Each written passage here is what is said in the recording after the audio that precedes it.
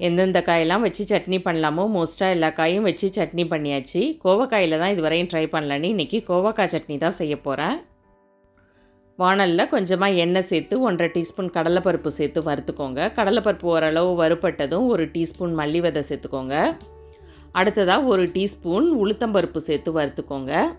இது கூட 5 வரமிளகாய் சேர்த்துக்கோங்க. நல்லா காரமாக சாப்பிட்றவங்க இன்னும் 2 மிளகாய் அதிகமாகவே சேர்த்துக்கலாம். இது கூட கொஞ்சமாக கட்டி பெருங்காயம் சேர்த்துக்கிறேன். தூள் பெருங்காயம் சேர்க்குறதா இருந்தால் தாளிக்கும் போது கூட சேர்த்துக்கலாம். எல்லாத்தையும் நல்லா வறுத்துக்கோங்க. ஒரு சின்ன நெல்லிக்காய் சைஸுக்கு புளியையும் சேர்த்துக்கோங்க. 10 சின்ன வெங்காயம் சேர்த்துக்கிறேன். அது கூட 2 பெரிய சைஸ் வெங்காயத்தை கட் பண்ணி அதையும் சேர்த்துக்கிறேன். இந்த சட்னியை நம்ம தக்காளி இல்லாமலேயே செய்யலாம். அடுத்ததாக கட் பண்ணி வச்ச கோவக்காயை சேர்த்து நல்லா வதக்கிக்கலாம்.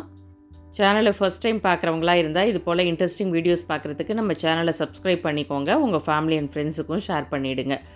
கோவக்காயை 2 நிமிஷத்துக்கு மேலே நல்லா வதக்கி விட்டுக்கோங்க. இந்த அளவுக்கு நல்லா வதங்கின பிறகு ஆற விட்டு மிக்சர் ஜாரில் சேர்த்து சட்னிக்கு தேவையான அளவுக்கு உப்பும் சேர்த்து அரைச்சி எடுத்துக்கோங்க. எப்பவும் போல் ஒரு தாளிப்பு கொடுத்துக்கலாம். கொஞ்சமாக எண்ணெய் சேர்த்து இதில் நல்லெண்ணெய் கூட நீங்கள் சேர்த்துக்கலாம். 1 டீஸ்பூன் கடுகு உளுத்தம்பருப்பு சேர்த்து அது கூட ஒரே ஒரு வரமிளகாய் கிள்ளி சேர்த்துக்கிறேன்.